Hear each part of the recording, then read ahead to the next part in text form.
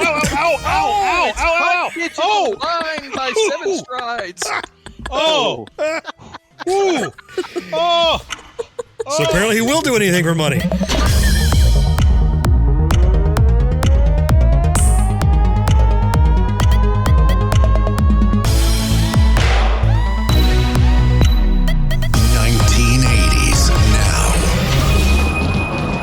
Hey, welcome back to another episode of 1980s Now, a weekly examination of the importance of 1980s pop culture and its influence today. My name is Will, and joining me as always are my friends and co-hosts, Kat and John. Hey, guys. Hi, guys. Hey, howdy. I'm so glad you remembered your little spiel this week, Will. Yeah. Oh, yeah. I appreciate your help last time. No problem. No problem. Getting me through that.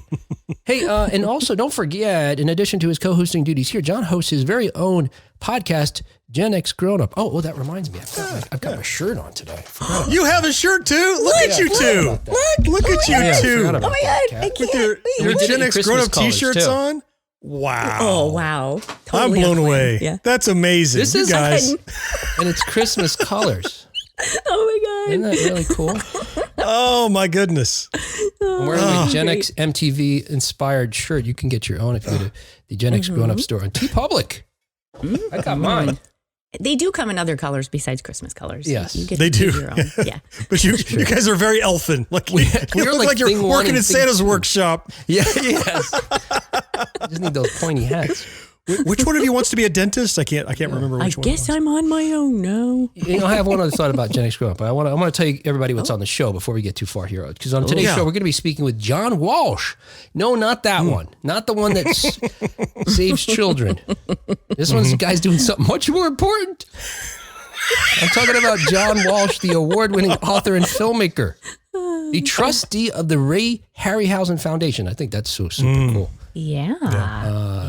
If you recall, I spoke with John last year about his then new book, Escape from New York, the official story of the film. It's such a cool book. Right. It had stories in it that hadn't been told, had photos in it that hadn't been seen, because since it's an official book, he has access to the archives of the studio, all of the behind the scenes material, and he gets, of course, he's able to get score interviews with the filmmakers as well. Well, this year he's just came out in the UK, and it's just to be published here in the US at the end of December.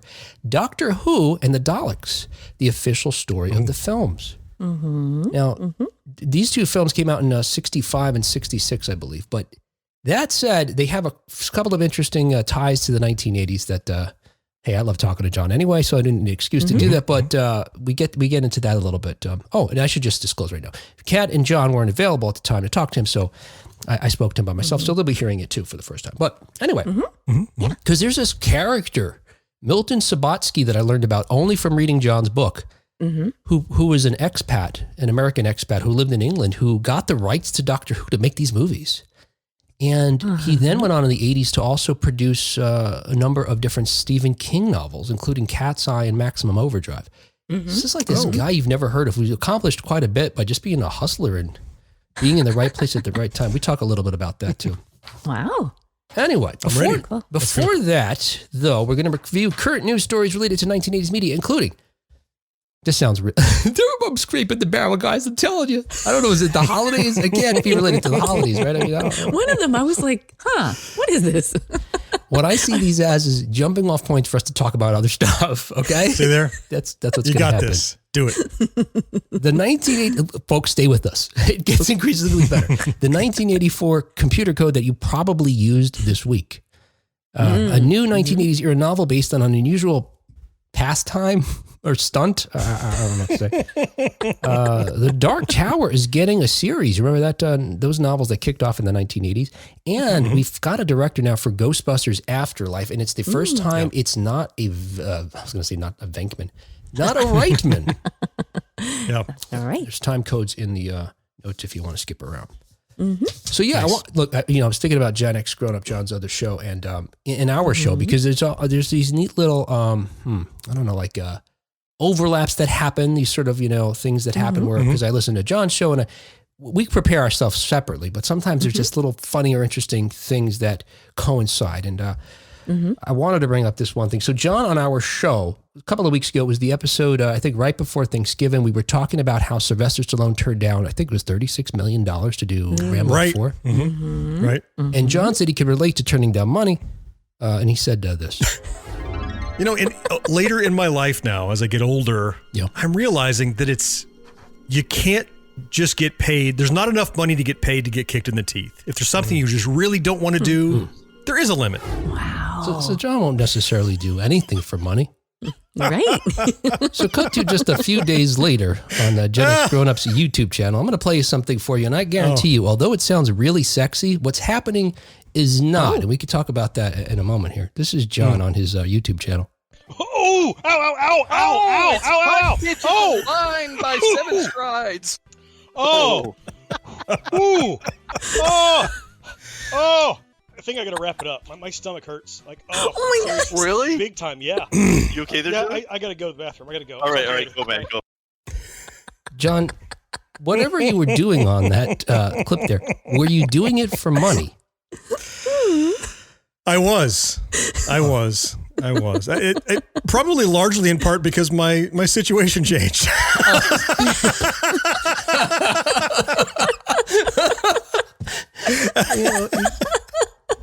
You're right. Perspective.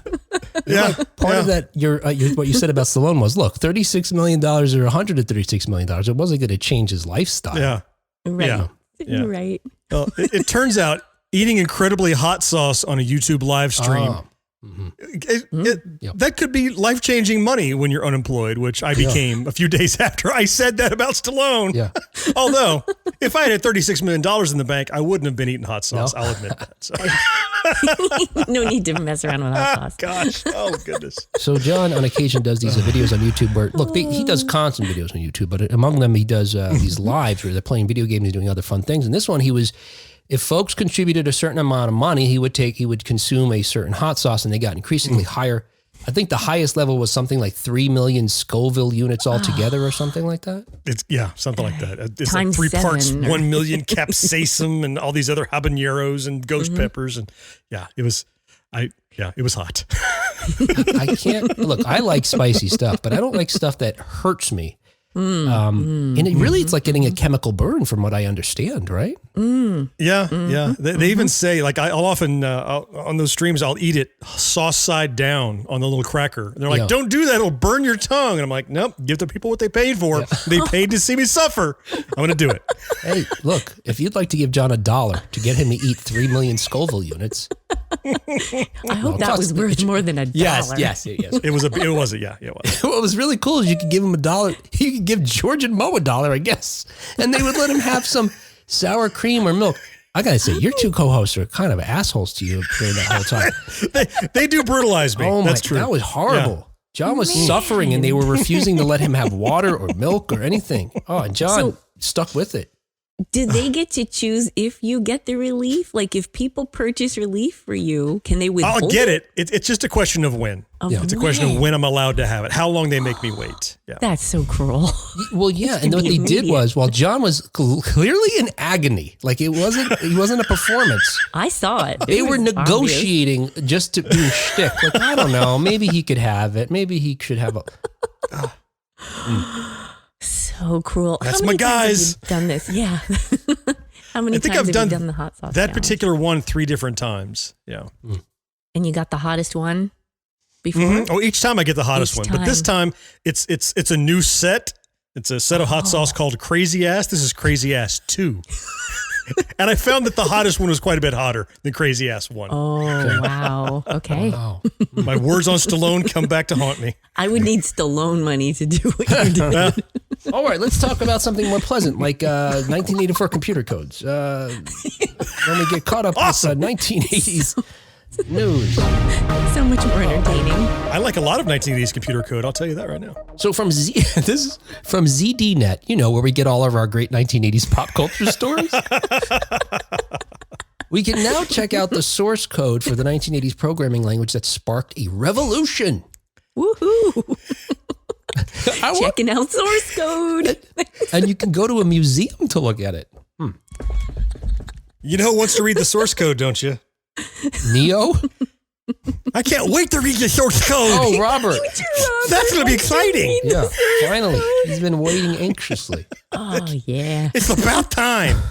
About time. He's hashtag release the source code. With Adobe's permission, the Computer History Museum has released the source code for an early version of PostScript, a programming language programmed in the early 1980s by Adobe, which helped usher in desktop publishing and spawned the portable document format, which we refer to as PDF, of course. So yeah, look, the PDF even has origins in the 1980s. I almost had a giggle fit there, but all of that just was really boring. Made it go away. We have an antidote. I got to keep this Cat's close like, by. tell me more about PostScript. So you're saying the resolution scale, they were vectors and not bitmaps. This is fascinating. We're going to have to throw So cold water funny. on her giggle fits. So funny. You guys might remember PostScript. Adobe first shipped it in 1984, 2 years after the company was founded, and Apple co-founder Steve Jobs approached them to make PostScript useful for emerging laser printers. At the time, Apple launched its nearly $7,000 laser writer printer Ooh, that had PostScript built in $7,000. 1985, helping spark the desktop printing boom. That was a huge deal. I didn't have a laser printer. We had a dot matrix printer for the longest time. I don't remember if we ever got a laser printer in the 1980s. We certainly didn't have $7,000. Well, I remember a group of friends that I knew who were Apple fanatics, and they wanted to dabble in desktop publishing. Like they went in together to buy one of these amazing printers that I don't know if it was $7,000. I'm sure it cost a few $1,000s though. Yeah. But there's no question that what they could produce, it literally was because it was scalable, vectorized text and graphics all together. Rather than, well, here's a bitmap and it looks like little chunky, stair steps or whatever. Like it would draw perfect curves and lines in the letters, and it just looks so good. And that's what they wanted. And man, it delivered. Yeah. That's something. And of course, now, 40 years later, we don't really appreciate that. Right. We couldn't print as easily or as consistently or nicely as we do now. Yeah. But yeah, John, that's exactly what their goal was, to do what John said about the scalability of it. And they did accomplish that. And another advance from Adobe was the typefaces for use with it. So I guess developing the different fonts. And as I mentioned, Adobe's PDF file format, which was standardized in 2008, is actually based on PostScript and has since replaced it as the cross-platform document sharing that was developed back then. What's interesting to me was that, so like I said, they made this PostScript available for this museum, but in 1984, this programming code wasn't patentable because software couldn't be patented. So they were very protective of it. But the creator of the software said in an interview that we wouldn't have filed a patent anyway, quote, because to file a patent, you'd have to disclose. And we didn't want to disclose because it was some of the magic of our implementation of PostScript, end quote. Oh. Did you guys have personal computers at home? Have I asked you that before? Probably. We did. We ended up with a hand-me-down. Sure. I don't even remember what it was, but I remember typing go to. Yeah, basic. Like I learned a little basic and Yeah. what did we even do? It just made a pattern, we could program a little basic thing on there. There was no printer though. The first printer in our house was the one I brought home with me from college after. Oh, right. Dot matrix. Yeah. But we didn't, we weren't really a computer household until much later. No, I'm sure it'll come as no surprise to anyone that I had more than my fair share of computers growing up. So, I mean, I went right from my Atari 2600 to an Atari 8-bit computer, and I used that for forever. And then I got an Amiga because that was the kind of the bleeding edge. And I literally didn't get a Windows PC until Windows 95 came out. That was the first IBM PC clone that I ever got. But I dabbled in all those sorts of things. And if you're a big enough dork, you have to have a dot matrix printer, and the tractor feed paper, and you tear off the sides. But it can only look so good. It's not like those cool PostScript printers were back then. It was kind of junky. Guess what I still have? A dot matrix printer? Not the printer. The paper? The Is it from college? Because Box we of had a paper? lot of that in college. I don't remember if it's actually from college, but the guy down the street, he gave us a whole bunch of paper, and I bring it in to work, to my classroom. Oh, okay. And the kids go crazy with all the They're like little tearing off zip. the sides. Yep. Zip, They tear. They Some of don't them use like the to chew paper. on They just it. like tearing the sides off. They chew on it. It's a whole sensory experience. Fill their cheeks with the torn edges like little chipmunks. About to This make is a nest. fun, Miss Cat. Yeah. Thanks. Yeah, the 80s were great. In the 80s, thinking about basic language got me thinking about my uncle Chuck, who was my godfather, who was a programmer in the 1980s. And he would take me to work sometimes and show me. And they had like, it wasn't like a Cray computer, but they had a room of these giant, processing computers. And the discs they used were like 10-inch floppy disks, like these giant. Oh, yeah. They were so impressive to me. But I remember him taking me aside and saying, you got to learn computer programming because that's the future. You're going to make a fortune. And of course, I wanted to be an actor. But you said no. I did. I did learn basic, like you said, Kat. He gave me books and I would do stuff. We had our programming computer. I made some little games that were so terrible, but that, was there something less than 8-bit, John? Is there a 2-bit game I could have made? Because it was worth 2 bits. Yeah, just a plain old 6502 with like the old Atari 2600, which basically didn't even have sprites. It literally, you had to scan where were you on the screen and turn that, make it this color at this moment because I know where the gun of the TV is. It's like insanity back then. Yeah, I had my first computer was a Texas Instrument 994A. I think we had sprites in a sense. They didn't call it sprites, but I think there was an 8x8 image that you could create. They might have called them players back then, like player and missile or something like that. I wanted a computer that did sprites because weren't they 16 by 16 or something like that? What's a sprite? A little fairy. Have wings. Like a twink. Like a twink. Exactly. Kind of, yeah. Do I have to Google this now? Do not Google twink. Sprite's okay. Yeah. What are you talking about? What is a sprite? I don't know that it's worth it. I mean, no one's listening to the show anymore. We could just, since we're talking privately, we could just talk privately and not record it. You can cut this out. I'll give you a more in-depth tutorial later when this doesn't make Will mad. Fuck it down. We're trying to get this over with. What do you hear on Fuck Christmas the show. songs Fuck the show. Yeah. Okay, hey, another 1980s news. There's a new book by author Richard Martin coming in. I thought this was interesting for a number of different reasons, including the fact that this is the first book he's ever published at 77 years of age. That's amazing. So you're saying there's a chance. Yes, there is. Okay, boomer. So years ago, Martin read a story about a minister who climbed a flagpole to preach to the masses below. Martin was struck by the notion, including the fact that the minister's wife was running a small restaurant under the pole while her husband carried out his mission above. Unfortunately, the pole was blown down by the California winds after just a few days, and the preacher wound up in the hospital with a broken leg and no converts. And no converts, by the way. That's the worst part of it. Well, I mean, yeah. He's like, God will help us and protect. Holy shit! Not my pole. This is so curious, this little story. So Martin looked up the number of the restaurant, called the man's wife, and he asked her if her husband would go up and try again. And she said, not if I have anything to do about it. It's a perfect wife answer. And at that, Martin's imagination was off to the races, eventually creating Oranges for Magellan, this novel that I mentioned to you guys. And not only is this his first novel, but he's got 3 more novels now waiting in the wings.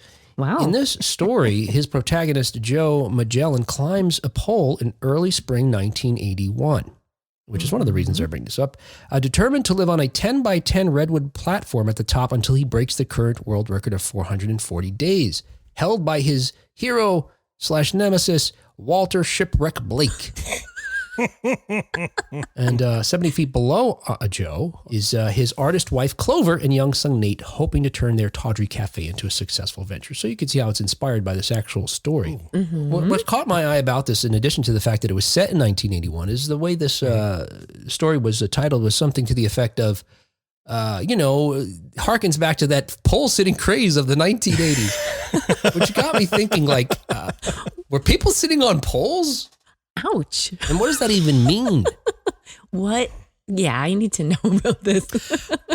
I don't associate it with the 80s, but I do remember the pole sitting craze. I always associated it more with like the 40s for some reason. I don't know why.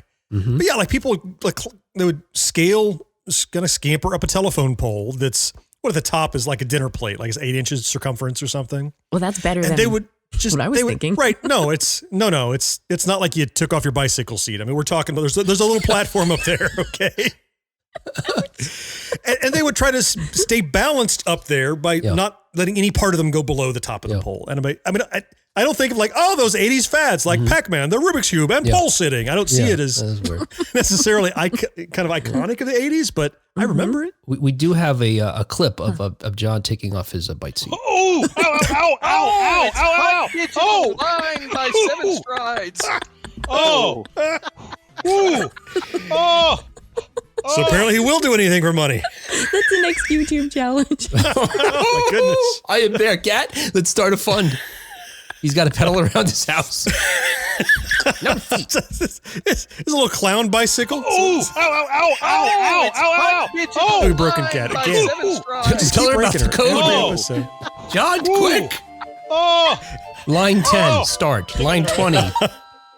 Oh, go to 10. Oh, mind blown. But I did Google this because I was like, this wasn't a 1980s thing. And you're right, John. It actually began decades earlier. But there was a gentleman in 1984, H. David Werder, who temporarily and unofficially set a world record for pole sitting. He lived in a capsule made of plywood and giant cable spools atop a 30-foot pole in front of an appliance store in, guess what state this is? Like, what state would you imagine this would happen in? I expect it's my home state. Florida, yes. Yeah, in Clearwater, Florida. Oh, yeah. At the time, the property was owned by Jersey Jim Towers Sr. It was a giant electronic appliance store that's since moved from the site. The owner thought it would be a pretty good publicity to allow him to do it there. Well, this got me thinking about this guy trying to break a record. Once again, it's time to play. In Philadelphia, it's worth $50. We're going to determine, so you got maybe a little bit of a clue because in the novel, at least, the world record at the time is 444 days. How many days do you think H. David Werder sat atop this 30-foot pole in 1984? Closest without going over gets it. Gets the... wins an NFT. I'm going to scribble on a napkin and take a picture of it. Thank you. It can only increase in value. So I'll bid first, Cat, and then you can go higher and lower. So Go $1. Okay. You're just going $1, right? One day over. I've tried pulling that One before. day. I'm not allowed to Like, anymore. I'm just going to, I have no idea. I'm going to spitball that. You can't. I'm going to spitball that he did not make it the year, though he tried. So I'm going to say he went 350 days. Okay. I'm going to go a little higher. I'm going to say 380. H. David Werder sat atop that pole for 439 days, 11 hours, and 6 minutes. There you go. Wow. Cat wins. Yeah. Okay, great. Because they didn't go over. Okay. All right, here's part 2 of the game. Oh. Okay, so while he was up there, he had someone who referred to himself as his ground man. It was a guy that would, using a bucket, bring food, have him hoist food up to him. He also supplied him with water for drinking and bathing. He also would, when Werder would lower his pickle jar down, his ground man would empty it. Pickle jar. There weren't pickles in it. There weren't pickles in it. Pickle jar. It was a pickle jar once. Man. Okay, but according to his ground man, approximately how many showers did he take during his 439-day stint? Showers? How many times did he bathe over the course of 439 days? I just pictured the guy like aiming the hose. Not 30. No, he hoisted the hose up. He's not trying to hit him. To the left. Down now. Yeah. Get in the crevices. Are you using it on jet? Dude. I'm gonna. I just imagine the guy brings a power washer one day. Just blasts his nuts right off. Better now? You picky bastard. You're good for 3 weeks at least. Yeah, that'll clean the crevices. All right, Cat. I'm gonna say, how about 50 times? Okay. John, what do you think? $1. One time. John thinks he showered one time. John, I was thinking like the time. 10 range. Okay. Was it literally one time? No. No, you're actually, John, you're still closer. He showered for, according to his groundman here, for approximately 20 times, maybe. 20. Maybe. Okay. Only 20. Yeah. 10 was going to be my guess, except you went much higher than my guess, so I did $1. So, Yep. so we're tied. We're tied, Cat. We can share this victory. We are. Werder's, he vowed to, look, this guy had no interest in coming down, right? Because he vowed to stay up there until the price of gasoline went down to 50 cents, which you say, okay, well, maybe he's trying to make a point. But he had a list. He had a list of things he wanted. He also wanted there to be peace in the Middle East. He wasn't coming down also until the federal government raised the speed limit to 65 miles per hour. until all POWs and MIAs were accounted for in Vietnam, and until Tampa got the Super Bowl. Well, wow. he his wish list there, all hinging upon whether he stayed on the pole or not. It's fascinating. Well, you'll never guess which of those became true, but the Super Bowl came to Tampa. And so even though the owner of the store had ignored Werder for a year, he started getting pressure from City Hall to get him down. Since the Super Bowl was coming, the city commission did not want the pole sitter blemishing a primary gateway to the beaches. He's an attraction. That's not a blemish. Come on. Have you seen Clearwater? That's right. In 1984. This is a great thing. You should put up a sign. Home of the pole sitter. The pole sitter. The city limits. Did this guy have a nickname? He needs a nickname. I don't know that he did. So the city commissioners ordered the police chief to do something. Eventually, Towers, the owner of the property there, had his lawyer drop an eviction notice. And 8 days before they forced Warner down, they left the eviction notice down in the bucket of the pole, but he would not pull it up. Nope. He was only sending the pickle jar down. I was going to say, stop accepting the pickle jar and he'll come down real fast. I don't know. These pickles are piling up here.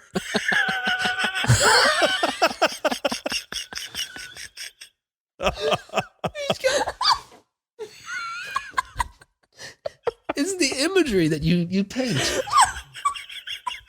Oh my God.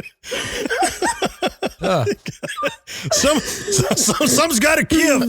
Pickles are everywhere. This isn't a load-bearing pole. That was so bad. So eventually, the police chief went up to Werder's capsule on a fire department cherry picker. Oh. He, along with the captain of the police, pleaded with Werder and got absolutely nowhere.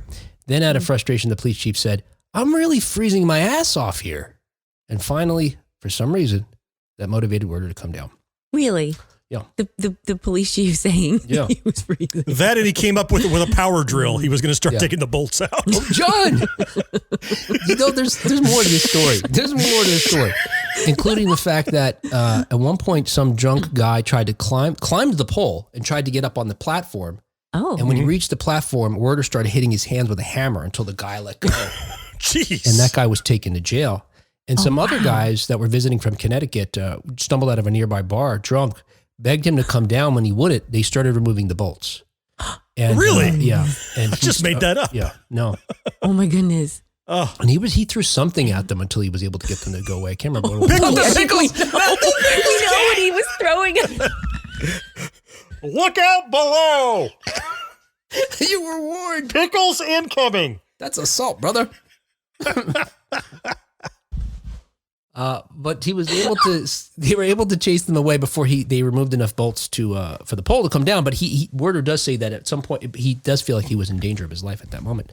And then his ground man cemented the bolts so they couldn't be removed. Oh, his ground man. The pickle man. All right. Hey, was that like his best friend? No, it was just a ground dude. Just the dude. No. We're going on way too long about this. I realize we're talking for like over a half hour on this. Probably just one thing. Right? Like, It's the best part of the show. You keep bringing this what up. are you talking about? So his ground man, who was the owner of the property is named Jim Towers. His ground name is named Ben Towers. No relation, but Ben. When he heard the police were coming, in an effort to keep the police at bay, he started a rumor that Werder was armed, and before he came down, he would start shooting. He was supposedly trying to help Werder.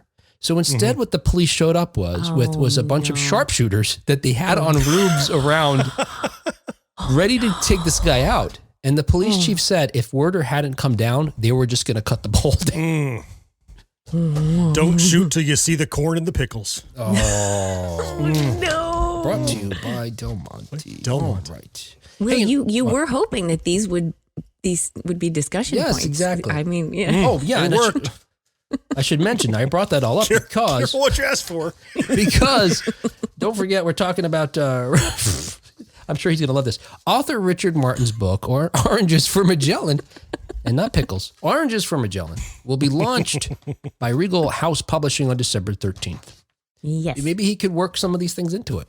this new story. Yeah. It'll He has give them ideas. two sequels coming. Yeah, you got to step up your game. Yes. Something, Yes. this time the pickles are personal. So, you got some kind of clever thing. Pickles for Magellan. Power washing. Oh. Figure in there somehow. Oh, yeah. In other 1980s news, per Deadline, Mike Flanagan and Trevor Macy reveal that a Dark Tower adaptation is in the works. I know what you're saying. Haven't we had one? Yeah, we did recently, but At least. Yeah. we'll talk about that in a moment. But after 6 years of creating and producing for Netflix, the duo behind The Haunting TV franchise and Midnight Mass, I absolutely love Midnight Mass. I did not watch any of The Hauntings, although I have friends that keep telling me to watch them. It's great. Yeah. But Midnight Mass is, I loved Midnight Mass. A little talky, but such great concepts in there. It's really smart writing. But anyway, so they're moving now from Netflix to Amazon Studios, and one of the things they're taking with them is their screen adaptation of Stephen King's Dark Tower, which creator Flanagan envisions as a TV series to run for 5 seasons, followed by 2 standalone features. Wow. That's, Hubris much? Right. Holy crap. That's, yeah. Wow. They'll undoubtedly Yeah, be good. canceled after 2 seasons now, right? Yeah. Good luck finishing season 1, right? With that kind of confidence. Well, on Netflix, I mean- that's what would happen. Netflix cancels I shows know, when they're yeah. good. Yeah. Yeah. Yeah. But, I mean, they have a good pedigree. I mean, if anybody can do it well, the guys that did The Haunting, I can Yeah. see doing well with Dark Tower, I suppose. But just saying, it's going to be 5 seasons and 2 films, and then we'll be rich. And that's the outline. Just green light, please. Well, in an interview with Deadline, Flanagan and Macy, who are known for their extensive film and TV work in the horror game genre, broke the news that they acquired the rights to the Mammoth book series. Now, fans of this series, if you're familiar with it at all, you know it began with its first volume, The Gunslinger, which was published in 1982. It joined actually together 5 short stories that King had published between the years 78 and 81. But then from that, he went on to produce or publish rather a total of 8 novels in this story, drawing from multiple genres: dark fantasy, science fantasy, horror, and of course, Westerns. Flanagan revealed that he has written a pilot script and season outlines for The Dark Tower, which he described has been his dream project.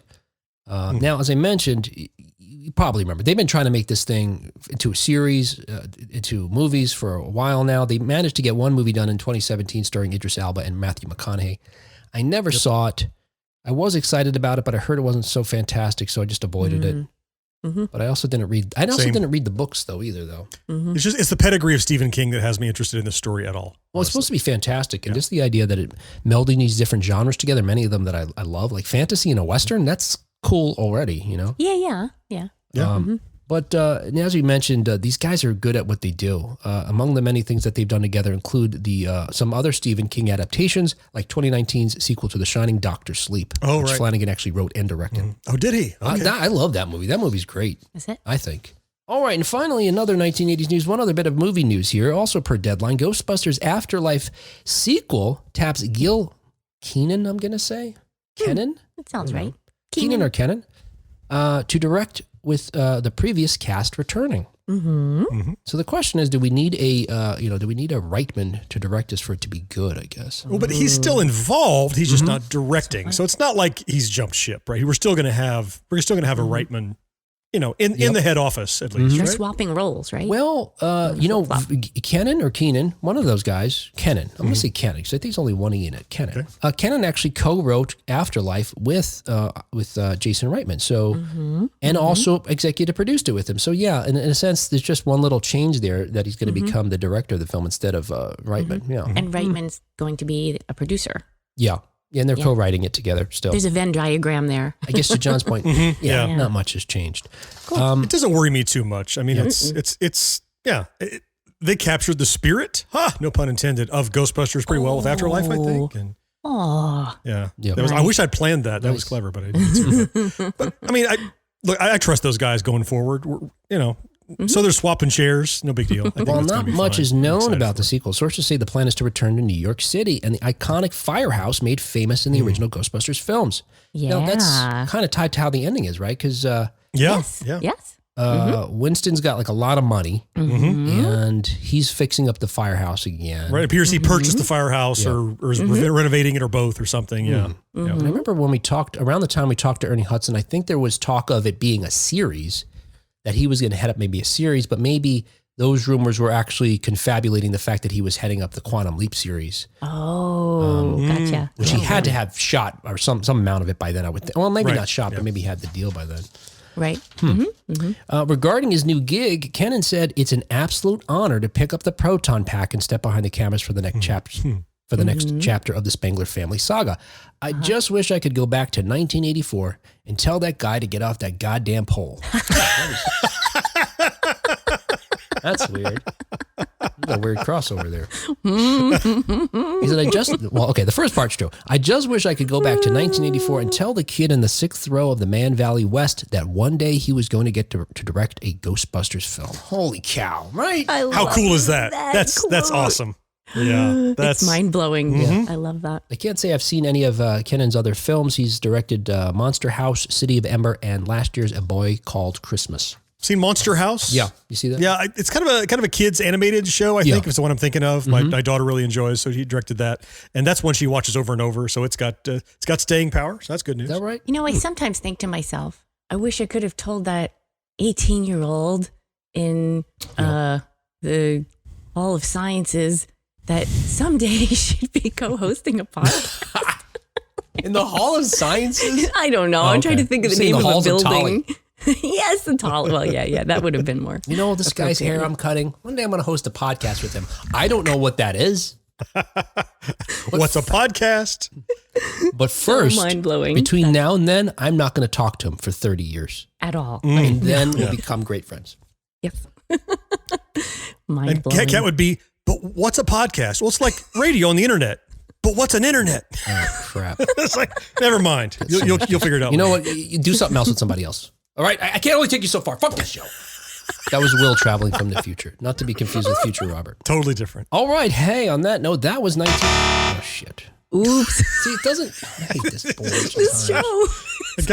I thought I was getting a whole show without getting buzzed. Hey. That was 1980s news. Aren't you glad? Hey, our independent podcast is brought to you every week by folks just like you. So if you'd like to help us out, please follow us on the podcast platform you're listening to right now. Subscribe to our YouTube channel. Share an episode on Facebook. All of these actions just take a moment and are 100% free. But if you'd like to chuck in a buck and help us keep publishing the show week after week, please visit us at 1980snow.com/support to find out how you can send us $1 or $2. And thank you so much. It means a lot. Hey, in a moment, I know it seemed like a lifetime for John and Kat, but in a moment, for everybody else, I'm going to speak with John Walsh. You guys are going to hear me talk to John Walsh. Great guy, super knowledgeable, just a really cool job to have, among the many jobs he does. But like I mentioned, we're going to talk about Doctor Who, these two particular films from the 1960s. He and I go on an adventure where we, journey rather, where we talk about, much like Doctor Who, we talk about the 1980s and some other years. But the 1980s, of course, because for me, Doctor Who has a certain significance.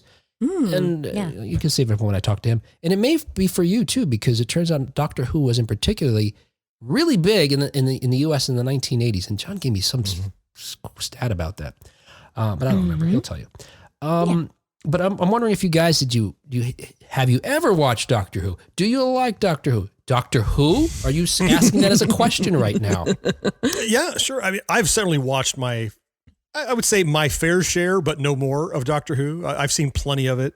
Yeah. Like I can name 4 or 5 doctors for you. My roommate and lifelong friend, Jason, is just what do they call him? A Whovian, a Whovaholic. I don't know what they're called, but I mean, he introduced it to me in college, which was like 89 or 90 or so when we were in college. And and we're going back watching the old stuff with John Pertwee and like some of the black and white stuff even. And wow, okay. While I appreciate it, I found that it moved too slowly for what I was expecting out of modern media. But I appreciate it, and I can see why it's popular. Yeah. What about you, Kat? Well, I'm not certain that I've ever seen a whole episode. Okay. I'm sure I've seen parts of it. I remember being very aware of Doctor Who in the 80s because some of my family members were into it and they talked about it. So I've heard the Daleks and the TARDIS and Exterminate. Yeah, Terminate. So is that it? Terminate or exterminate? Wait. Exterminate. Actually, Kat, it's exterminate, not terminate. Thank you, Robert. So I'm familiar with it, but it's not any sort of passion of mine. But it's just always been running in the background of my life. I remember, and again, I think, look, John's going to explain it. I'm trying to talk off the top of my head here, but I remember that it was introduced. Maybe we got I think we got the reruns in the 80s for the first time in the U.S. And so it became huge. So for us, even though he was the like mid to or late 70s, just a touch into the 80s Doctor Who. He was my Doctor Who, Tom Baker. Wore the giant scarf. Sure. Anyway, he was my doctor, and I don't remember how I could catch episodes regularly or if they were even shown in order. But I think they were on like a UHF channel or something because we were getting BBC program. We've talked about watching Monty Python before. And what about PBS? I don't think it was on yeah. PBS, but maybe it was. Yeah. It could have been. And as I PBS. recall, it was serialized here in the U.S. because initially they're like 2.5 hour long stories that they chopped up into serialized episodes that stopped at inexplicable places to do. Oh my gosh! To go see the 30 minutes the next day and 30 minutes the next day, and so it could be hard to watch that. Yeah, it was like they were like movies in the UK. You had to watch them. Like ran all afternoon. Yeah. Oh wow. Well, and certainly there are the movies because we're going to talk to John about those too. But yeah, I just remember being like my imagination just being so, I don't know, sort of on fire because these, by then, by the time I had seen these, I'm certain I had seen A New Hope, for example, and Disney's The Black Hole, which, and those were movies for me, sci-fi movies that really just, I remember them just really feeling like, I don't know, inspired to go on these sci-fi adventures, that I never could. But Doctor Who was this one that was like, anything could happen. This show's like bonkers in like the best possible way. Like those felt on rails compared to that show.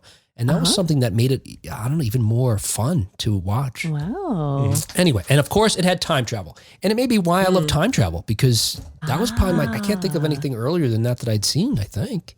That might have been the first. Certainly a selling point. That was my problem with Doctor Who is he didn't time travel enough. Like keep doing it the whole episode. and it makes sense in hindsight now. It wasn't until probably 10 years ago that I learned that they initially were much longer episodes. So you could go a whole like it's Tuesday and no time travel. Well, because he just did it earlier in the long movie, but in that day he might not time travel at all. I'm like, why aren't we doing the cool stuff? Well, because it's a little exposition heavy because I got to fill 2.5 hours with one story. But yeah. Very cool. Huh. Wish I had talked to you guys before we did the interview. Like it usually works out. Now this is whatever. Anyway, hey, look, there's a place where we could look, find out all about this, and it's John's book, Doctor Who and the Daleks, the official story of the films. Folks in the U.S., it'll be available in just a little while. You can pre-order it everywhere books are available right now, and if you're in the U.K., you can get it right now. Lucky you. Okay, hey, we'll be back in just a moment with our guest, John Walsh. I'm from the future. I came here in a time machine that you invented. Now I need your help to get back to the year 1980.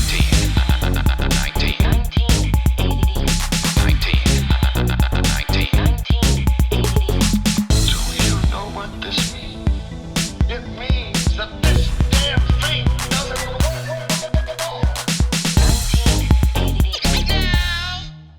Our guest today is a double BAFTA-nominated filmmaker and an award-nominated author. Prior to his latest book, our guest published 2 revelatory books about 1980s fan-favorite films, Flash Gordon and Escape from New York. Both books are the official stories of their respective films created for the studio that currently owns their rights. This month, our guest will publish Doctor Who and the Daleks, the official story of the films. It tells the fascinating behind-the-scenes story of the 2 1960s big-screen adaptations of the world-renowned TV show. The book is available everywhere for pre-order, including from our favorite store, bookshop.org. Please welcome to the show, John Walsh. Hey, Will, great to be back. Thanks for having me back. Likewise, so very excited. And I've got to say, I am so impressed with the how you're able to create these books, it seems like, with such regularity and still have them be as information-packed, have so many goodies, as far as behind the scenes and photographs from the, contemporaneous photographs. I don't know how you find the time to do it. Well, the thing is, Will, I treat this like a documentary. So instead of the end product being a program for TV or for a cinema release, it's in paper form. So I'd attack it in the same way. Who are the contributors I want to speak to? What are the questions that are still unanswered about these various films? No. You know, Flash Gordon had 3 times or nearly 4 times the budget of Star Wars. So why was there no complex special effects in there? Because it was filmed 2 or 3 years later than Star Wars. So these questions kind of kicked around in my head for years when I should have been learning at school and at college and getting a career in something much more established. Right. No, it was still going around in my head. Why did they not use the Zoptic system on Flash Gordon when they used it on Superman the movie? They had the money. Yeah. So for Doctor Who and the Daleks from 1965 and the sequel, Daleks Invasion of Earth 2150 AD, gosh, that's a mouthful. Yeah. I had a bigger challenge because the films are older and they were made on a much smaller budget. In fact, this film pairing is the lowest budget films I've ever written about in one of these big coffee table art books. So getting high quality images and new images, which for films from the 60s is kind of a big ask, and to find out the stories when many of the key players are no longer with us. Right.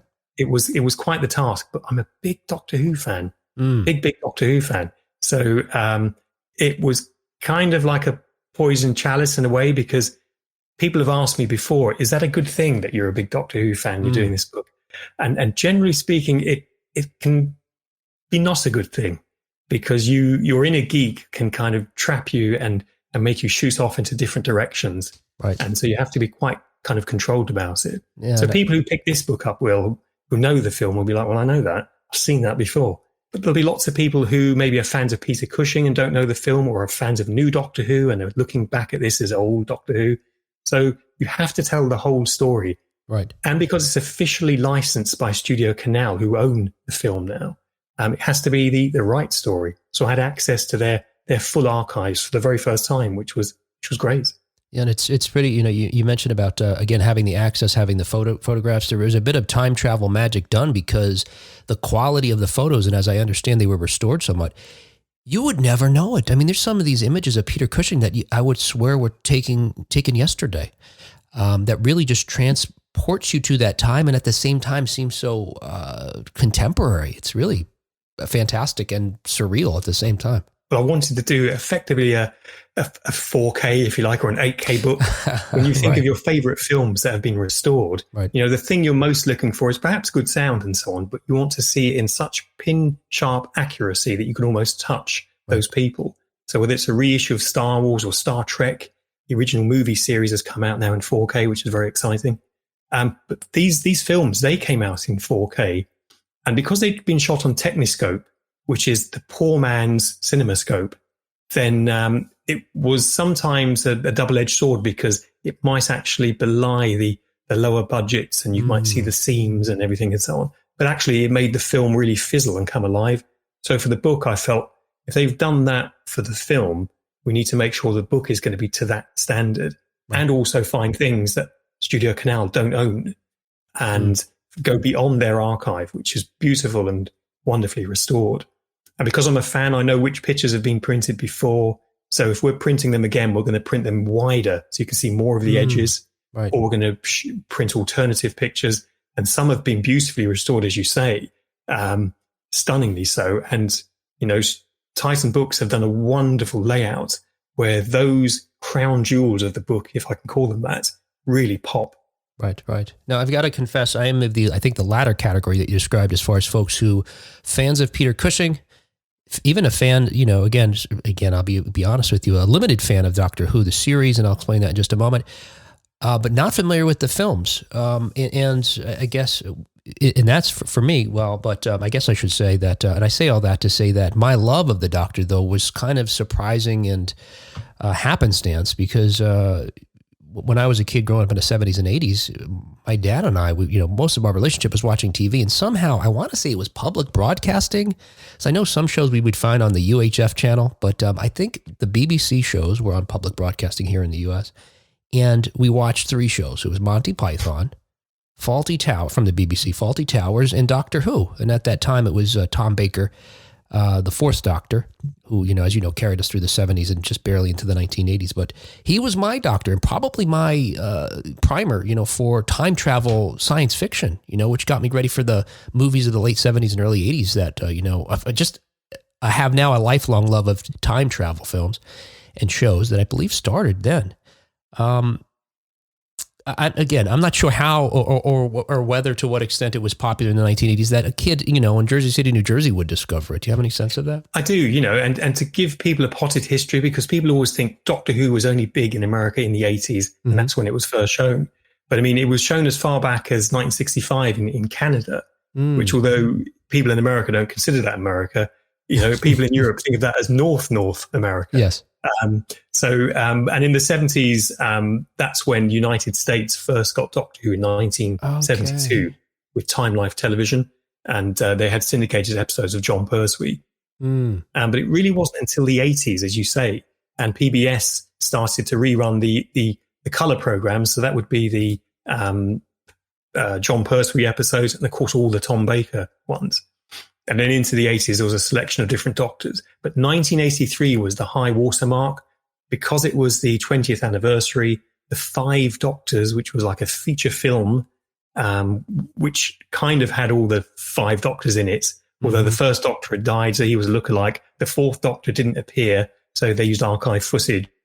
And for the press call, they used a dummy from Madame Tussauds and the lineup with the other Doctors. Is that right? You could never do that now. You can't imagine making an Avengers assemble and one of them doesn't turn up and you get like that'll do, Madame Tussauds, if only. So for viewers in the United States, definitely the 1980s, definitely PBS, and definitely the colour Doctors. So Pertwee, Baker especially, and then Peter Davidson would be your brand new episodes in the early 80s. Right. And, a much younger Doctor, and much more what we expect today when we see modern Doctor Who. Right. But the interesting thing about the Peter Cushing films is Peter Cushing is playing a screen version of the first Doctor, because Doctor Who famously regenerates when they want to get a new actor and there's a change of personnel and so on, like a new president or a new monarch. You get a whole new face and you accept them in that part. So whether it's Roger Moore as James Bond or Pierce Brosnan or Timothy Dalton. But in 1965, when the first film was shot, Doctor Who had been on TV for a couple of years, but they'd only had the original Doctor, William Hartnell, who played it older. He was only in his 50s, but he played it as a much older man, sort of Victorian gentleman. And then in 1966, when they made the next film, William Hartnell was still the TV Doctor. But by the end of 66, they came up with this regeneration trick, and Pat Troughton became the second Doctor. Now, Peter Cushing was slightly frustrated because had he known, I didn't have to do a kind of if you want to call it a karaoke version of William Hartnell. I could have done my own Doctor. He might have done something very different. Right. And later in the 70s with the same producer, Milton Subotsky, who was from America, who produced these Doctor Who movies. He did At the Earth's Core, or Journey to the Earth's Core, where he played a very kind of Doctor Who-ish style character. But regeneration hadn't been invented then. The big selling point for these movies was it was in colour, because nobody had a colour TV set in the UK. Doctor Who was not in colour. The Daleks were not in colour. So come and see them in widescreen, in colour, in your cinema. Yep. And both films were outrageous successes. And we go into that in the book because there's some politics around that. And also there's a bit of awkwardness between the BBC, who we know is the home of Doctor Who, and these movies, which were licensed by the BBC at the time to be made, but now exist commercially separately, and are two very different satellites that move around in the Doctor Who universe. And so up until this book, because this is not a BBC Enterprises book, the two Doctors, the original two Doctors, Peter Cushing, if you will, the movie Doctor, and the TV Doctor, William Hartnell, were not allowed to be on the same pages or in the same product, or there'd never been a book before. Right. And there was lots of consternation about, should we do a book? And if there's going to be trouble, let's get John Walsh in because he likes trouble. Right. So, exactly, yeah. And I don't even look like Lee Majors, not even from a distance. So we were delighted the BBC worked with us on this. And we have William Hartnell and Patrick Troughton on the same page. And for casual viewers, they might think, so what?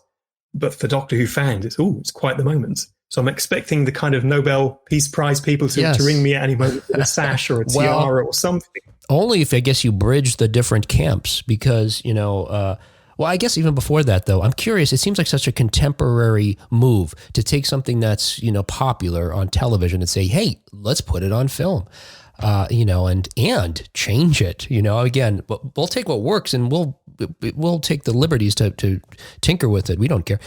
But was it simply the idea that maybe they could, again, a contemporary notion, we could leverage that, and again, more spectacle, color, bigger, that was enough for them to motivate them to put it on screen? Yes, absolutely. Milton Subotsky, who was quite an ingenious American producer, and I was very keen to write this book because Milton Subotsky is not a well-known name. He's not Dino De Laurentiis. He's not David O. Selznick. He's not one of those names that we often associate with Hollywood movies or making these genre-breaking exercises. He made these 2 films. He made lots of the Doug McClure films, The Journey to the Center of the Earth, The Land That Time Forgot. Mm-hmm. He was the producer of The Martian Chronicles with Rock Hudson in the early 80s. I'm a big fan of that. But significantly, he was the first producer on this planet to option a new young horror writer, Stephen King. So Milton Subotsky, who's, I think, an unsung hero in this entire enterprise, saw something here that Doctor Who could work on the big screen, and it did. And he had lots of naysayers who were like, well, no one's going to come out of their lovely, cozy homes to see it in colour. And pay how much? Right. You can see it on the television with your TV licence already paid for, with the proper doctor. And it's like, well, he was right. And after he opened this sort of floodgate, there had been other cinema and TV adaptations before. But by the mid-1970s, British cinema was full of it. And kind of sitcoms that we wouldn't allow now on television because of their content were up in the big screen and having movie versions. On the Buses, the movie, which was about bus drivers and conductors, made more money in the UK than Diamonds Are Forever, the James Bond reboot with Sean Connery in the early 70s. So it was big business because people recognized the brand. And even now, Hollywood will do a live action version of a favorite animated classic. But if you know that Pinocchio, then have this one too. And have another one on Netflix as well while you're at it. So it's kind of, and I'm sure they're all going to be fine, but it overcomes the burden of having to explain to people what content is. Milton Subotsky, I think, doesn't get really the credit he should for that. And he was really quite the genius. Yeah, I hadn't heard of him. And of course, all the films you mentioned, and of course, the films he did produced for Stephen King, I'm fans of and familiar with. So it was quite a learning opportunity for me to learn of his role in bringing Doctor Who to the screen. And wasn't it something like he paid like £500 for the licensing rights? Yeah, it was a tiny amount of money. And interestingly, one person who did very well out of it was Terry Nation, who was the creator of the Daleks for television. He became a bona fide millionaire. And so you can imagine in the 1960s being a millionaire in the UK. That's the equivalent almost of being a billionaire today, you can imagine. Unfortunately, there's not much in the UK to spend your money on in the 1960s. So other than just stroking the money at night time before you go to sleep, I'm not sure what much fun you get out. Yeah, I was curious. Yeah, it strikes to me that, you mentioned Terry Nation. In the 1960s, it seems like he was doing what George Lucas was then, lauded for accomplishing in the 1970s, which was holding on to the rights of this thing he created, in particular in merchandising, so that as they start generating Dalek toys, the cash starts rolling in. And to date, his estate still has the rights to approve anything that involves the Daleks. Is that correct? That's right, yes. And it's quite unusual, but the whole setup of Doctor Who was unusual at the time because in-house writers kind of refused to write for the show. A new producer came over from Canada, Sidney Newman, who wanted to do a new evening tea time show for families. And as the BBC was at the time, it isn't any longer, they were quite put out that this outsider, this foreigner from Canada, had come over to tell us how to make drama on television. We know what we're doing. So as a result, he became quite isolated. So the choice of production personnel and creatives were all outside from the BBC. And Terry Nation was working with British comedian Tony Hancock at the time. And Terry wasn't really interested in doing Doctor Who. But Tony Hancock was having a big drinking problem. The show he was doing went badly. He'd already turned down Doctor Who. And then when he was more or less fired after having a big row with Hancock on the set of his ITV show, he rang up the BBC and said, all right, I'll do it then, because I have a wife and 2 children. I have to pay the mortgage somehow. What is it you want? They said, 6 episodes, one set in a kind of an outer space thing, and we want it with sort of aliens or robots or something. And they said, oh, okay. And he basically wrote it without any changes, and it became the first Dalek story, and it was just a phenomenal success. And, all of Terry's fortunes changed at that moment when he just, out of, I won't say sheer desperation, but out of frustration, wrote this story. But it was in him, and, he was a creative genius as well. He came up with Blake 7, which I'm a big fan of, that you may have seen on PBS in the 80s. But it is unusual because people who were staff creative at the BBC got no share of the toys and merchandise that followed. But Terry was quite clever about it. He had an agent. They cut him a deal. So anytime you need to do anything with the Daleks, you've got to check in with Terry Nation's people. But this is why it becomes quite awkward with the Doctor Who movie book, because that's owned completely by someone else, Studio Canal, which is now one of the world's biggest film libraries. Of course, produces films like The Railway Children Return and Paddington. So anytime you want to do anything with the movie Daleks in terms of merchandise, whether it's a soundtrack or some figures or toys or this book, then it's always a big to-do. And it's put people off in the past. And it's a shame, really, because I would like to have bought this book 10, 20, maybe 30 years ago. But it's great for me that this didn't happen and I did Flash Gordon or Escape from New York, because it gave me a chance to come along and say, I'll do that. Yeah. And I did. So, I mentioned a few moments ago how contemporary it seems to adapt a television or any property into a film. And, nowadays, again, it's so common for there to be controversy almost immediately, because you've got the camps of the folks who are the purists and claim that this film adaptation is not exactly like the source material, and other folks who only know the film and therefore become fans of, even the source material then ultimately. When they make this film for this TV show that, is only a couple of years old and is starting to gain popularity, what is the reaction to it? Well, the reaction from a general audience, let's not say the hardcore fans, the general audience was great. We got to see the Daleks in colour. We like this cast. What shall we see next week? But for people like me, and I suspect you will, if you're a major Doctor Who fan, you'll be like, oh, hang on. What was that? Hang on. This guy is an Earthling. Right. He's not from Gallifrey, because on TV he's this complex chameleon character who's stolen the TARDIS, is hiding on Earth, has this granddaughter Susan, and is quite crotchety, and yet the movie version, Milton Subotsky decided to go for a Swiss Family Robinson approach and wanted Peter Cushing to have a wide North American appeal, and changed his fundamental aspects so that he became an earthbound human grandfather, created this invention in his back garden, and then decided to test it one night when his older granddaughter's boyfriend happened to turn up with a box of chocolates. And you can imagine me pitching that to you now. If you're the head of Amazon Prime or Netflix, yes. You'd be saying, can someone get Walsh out of here? So once Milton had the license, Milton wrote this treatment up, this screenplay for it. So he knew exactly what he was doing. Of course, Doctor Who at the time wasn't this revered franchise that's been put on multiple podiums. There was no fan base. There was no organizations to represent fans. But by the 80s, when you were watching Doctor Who on television on PBS, the movies weren't that highly regarded because you just had like one of the best doctors, if not the best doctor, Tom Baker. I've worked with 2 doctors. I've worked with Tom Baker. He did a narration for me at film school for a Harryhausen documentary. Wow. And David Tennant's narrated a film I made about children with disabilities. You can see both on my YouTube channel. To go from Tom Baker and watching his work, which is absolutely superb, and then maybe popping on the movies, you'll be like, oh, it can be a jarring experience because of the style of acting, because of the interpretations from all the actors. But now, as we look back from 2022 perspective, it's considered a bit of a cinema classic. Those fans have softened over the years, And partly it's been because of the new series.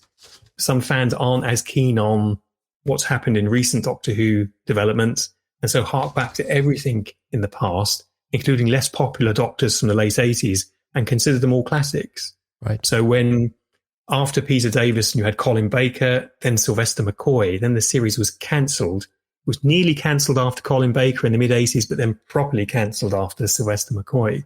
He was like the last Doctor standing in the 80s. The critics, fans, everyone thought the last couple of Doctors didn't cut the mustard. Now, those series have been reissued on Blu-ray, and certainly here in the UK and Europe, shoot straight to the top of the charts, ahead of Bond, ahead of Marvel, ahead of Spider-Man, everyone else. And people are rebuying those standard definition shows that have been upscaled for HD for Blu-ray and spending the equivalent of, I suppose, $60 or $70 it would be in US dollars. Yeah. For shows they've already got on VHS and DVD. So there is a vast well of love and support for these series. And now Peter Cushing has been swept along with that, quite rightly, I think. And because of that momentum, this book has happened. And just a little bit of trivia about the book. It was meant to come out in September. The entire print run sold out as a pre-sale. Oh, wow. So when it went on to Amazon, shot straight to number one. I was like, oh, look, it's got number one, a little sash on it. I've never had that before. And it stayed there and stayed there. And it just got sold out completely. So the book was moved back to end of November now for the UK. I think it's just early December for the US. Right. Because it was the first book I did of my 4 books so far that sold out before it got into the shops. That's fantastic. Congratulations. I'd love to take the credit for that. I'd love people to think it's not because it's Doctor Who, it's because it's John Walsh. Not the most wanted John Walsh, but the other one, the most desired John Walsh. Well, it's the John Walsh who's written about so many other wonderful, fan favorite science fiction properties so far. So yeah, they got the momentum. So, and I wonder though, this new love, I guess newfound love, it seems maybe, or discovery of the Peter Cushing films. Look, early on, like you mentioned, there's so many non-canonical aspects to the film, certainly in the 60s, relative, compared to the television show. Where are we at? Like, how does this fit into the canon, if at all, in today's Doctor Who? Well, interestingly, Stephen Moffat, who was the showrunner and for Matt Smith and Peter Capaldi, and was there for the transformation, the regeneration into Jodie Whittaker, he said that he loves those Doctor Who films. And he recreated the inside of Matt Smith's TARDIS to have the white inner doors that Peter Cushing's TARDIS has on the interior as a slight homage. And when it came to the 50th anniversary back in 2013, he was keen to include the movie Doctor, the Peter Cushing Doctor, in there somewhere, but a deal couldn't be struck. So we talk about what he says in the book. He speaks to us and tells us where he sees Doctor Who fitting, that particular Doctor. And he does come up with a theory about how he is spinning around in the universe, not quite knowing where he's from, or giving a fake story that he's really a human from Earth. So if Stephen Moffat can make the exception and allow Peter Cushing into that universe, I think the fans are thinking, oh, okay, Stephen Moffat has kind of sealed it with his approval. And I think that was really significant when he said that. And, he had no axe to grind there, and he had no reason to say that. There was nothing that he would benefit from doing that. And so he fully embraces that Doctor. So he could fit into that universe. So I can imagine in years to come, a CGI, if you like, Peter Cushing. It won't be the first time. I was going to say, I think I've seen that before, yeah. In Rogue One, they did it, right. Which was spoilers for anyone who still hasn't seen Rogue One. Yeah. But the Grand Moff Tarkin turns up there, and it's quite surprising to see him. And I think it's mostly successful. It's good they did that. So I could see Peter Cushing as Doctor Who turning up in a kind of a future Doctor Who. But there was one of the things that actually frustrated people. He introduced himself as Doctor Who. Hello, I'm Doctor Who. Right. As if Who was his surname, like Smith or Jones. And of course, he's not ever referred to as Doctor, first name, Who, second name. He's just the Doctor. Right. And Doctor Who is meant to imply who is he. But, a lot of those aspects or quirks are particular to the film. And I think people have not forgiven them, but have allowed them to be part of the overall universe. So the obsession that fans had, which meant, no, it's not canon, don't speak to me. People have come to mellow in their older age, I guess. Yeah. Whatever makes, ultimately the narrative or, it's just, or there's a possibility that it ultimately enriches the narrative. So yeah, why not let it in? I thought it was interesting how, you point out he goes by Doctor Who, and even the distinction between spelling out doctor instead of abbreviating doctor. I was wondering, I guess, thinking about how many of these things had to do with, Sabatsky being an American and thinking, in sort of more what would appeal to, I guess, an American audience or a North American audience, making these silly distinctions. I think he's right. Milton was right. Milton was the only person who brought Doctor Who to the cinema screen. And, for years, people have tried to do it. Mm-hmm. There was an Amblin TV version with Paul McGann there in the mid-90s. But that originally was going to be a cinema version. Lots of well-known people have tried to bring it to the big screen. No one has succeeded, only Milton Sabotsky, and he did it twice. Mm. And, right up until today, no one has done it and even got close to it.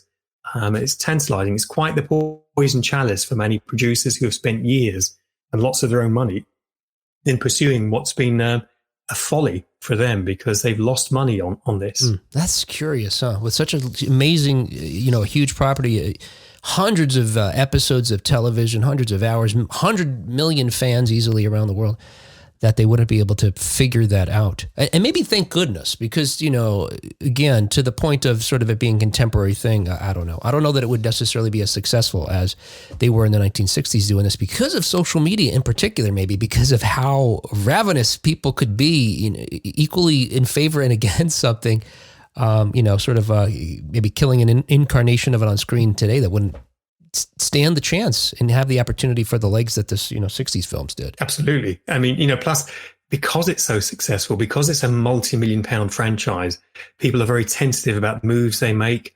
Milton got a great deal at a great time. Yep. He did well out of it. Terry Nation did well out of it. The BBC, less so. So maybe it was they felt chastened by the fact that someone else went off with one of their properties and did very well. Thank you very much.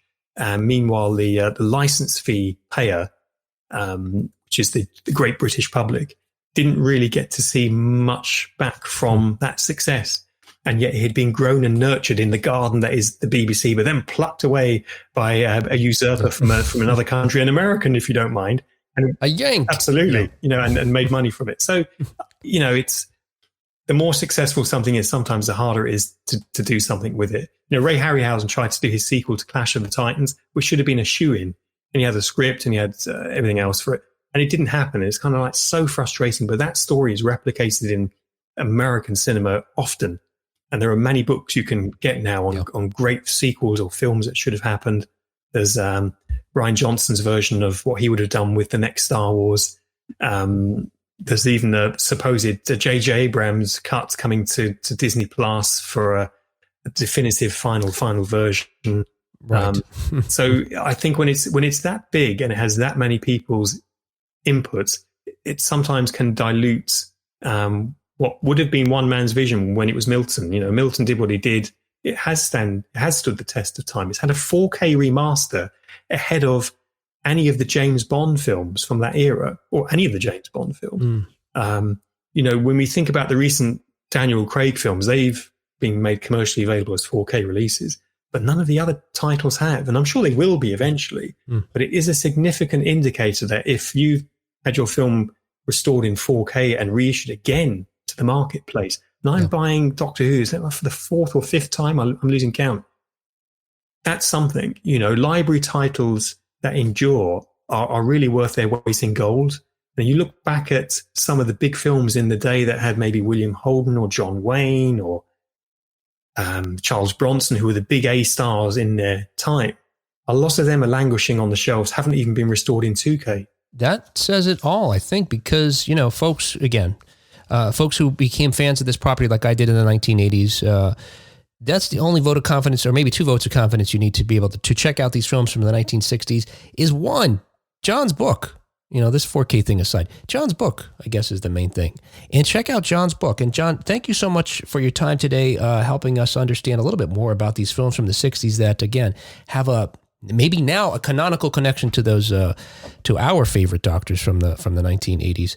And we will make sure that folks go out and whatever. I'll plug your book earlier in the show and after the show. So I will just say thank you for your time today, John. Well, my pleasure. And for everyone listening to this fabulous podcast, I wonder how many people saw it in the cinema in the 60s and who actually saw it on telly like I did in the 80s. So this is very much an 80s VHS film for people watching on TV because the film was a reasonable license and it had no adult content. It could be shown numerous times during the daytime, and it was a good scheduled filler, but it was in the 80s that this film had most of its airplay. It must be so cool to have access. Like, look, we're going to ask you to do this book. Or sometimes in these situations, John pitches the book. I want to write about this movie. And they're like, all right. And then he gets access to, a studio's everything, It's got to be really cool. So cool. I learned something interesting. Yeah. I never thought about what Doctor Who meant.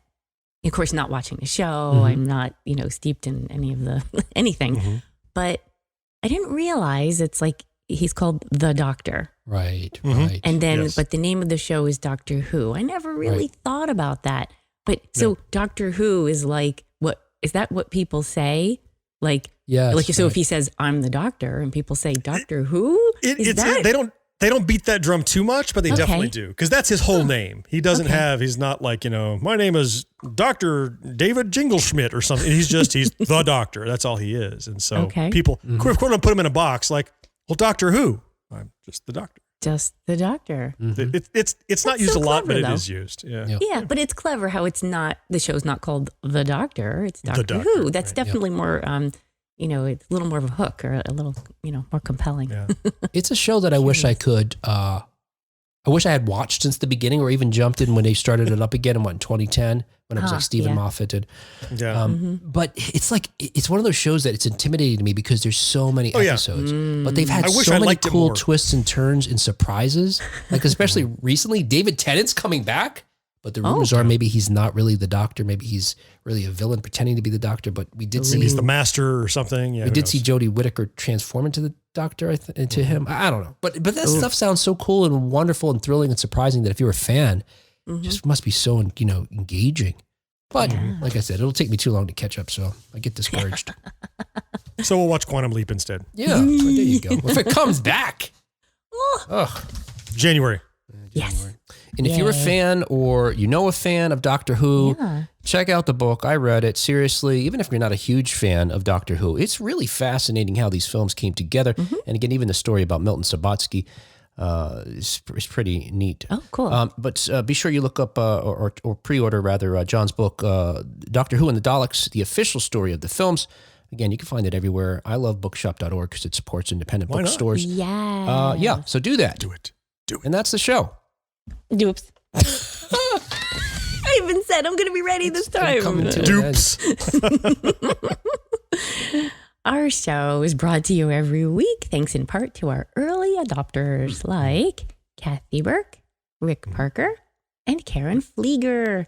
And thanks especially to our Secret of Our Success level Patreon supporters, John Henderson, Craig Coletta, Marcus Taylor, and Tony Great.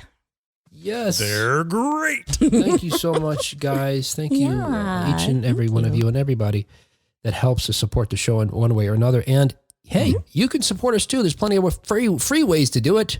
Share an episode, subscribe to our YouTube channel, follow us on Facebook.